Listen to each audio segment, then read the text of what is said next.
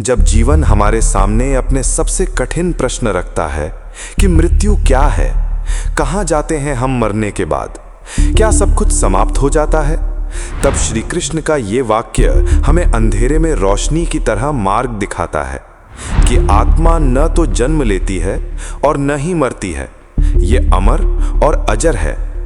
इस वाक्य में छिपा है जीवन का सबसे बड़ा रहस्य कि जो तुम हो वो कभी खत्म नहीं होता।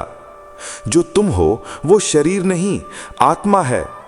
ये शरीर बदलता है, बूढ़ा होता है, एक दिन नष्ट हो जाता है, लेकिन आत्मा वो न कभी पैदा होती है न कभी मरती है। वो सदा से थी, सदा है और सदा रहेगी।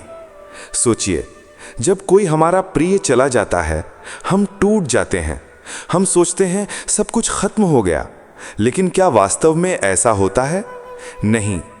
वो आत्मा बस एक शरीर को त्याग कर एक दूसरी यात्रा पर निकल पड़ी है। जैसे हम पुराने कपड़े बदलते हैं, वैसे ही आत्मा नया शरीर धारण करती है। श्री कृष्ण कहते हैं, मृत्यु अंत नहीं है, ये सिर्फ परिवर्तन है।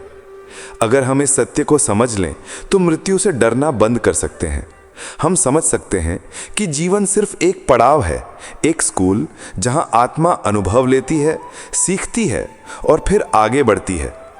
आज अगर तुम किसी गहरे दुख में हो, किसी प्रिय को खोने का दर्द झेल रहे हो, तो ये वाक्य तुम्हारे लिए है कि आत्मा न तो जन्म लेती है और न ही मरती है, ये अमर और अजर है।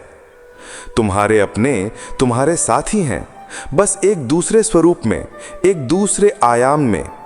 आत्मा अजर है, अमर है, अविनाशी है। और ये जानकर हमें अपने जीवन के हर क्षण को सच्चाई, प्रेम और प्रकाश से जीना चाहिए। क्योंकि जब हम समझ जाते हैं कि हम सिर्फ शरीर नहीं बल्कि एक अनंत ऊर्जा हैं, तो हमारी सोच, हमारा जीवन, हमारा डर सब बदल जाता है। फिर हम जान जाते हैं कि दुख भी बीत जाएगा, मृत्यु भी एक मोड़ है और आत्मा सदा के लिए स्वतंत्र है। अगर इस विचार ने तुम्हारे हृदय को छुआ हो तो स्पिरिचुअल बुलेटिन को जरूर सब्सक्राइब करो। इस चैनल का हर शब्द तुम्हारी आत्मा से संवाद करता है। और इस वीडियो को उस इंसान तक पहुंचाओ जिसे अभी आत्मा के इस सत्य को जानने की जरूरत है। जय श्री कृष्ण। आत्मा न तो जन्म लेती है और न ही मरती है, ये अमर और अजर है।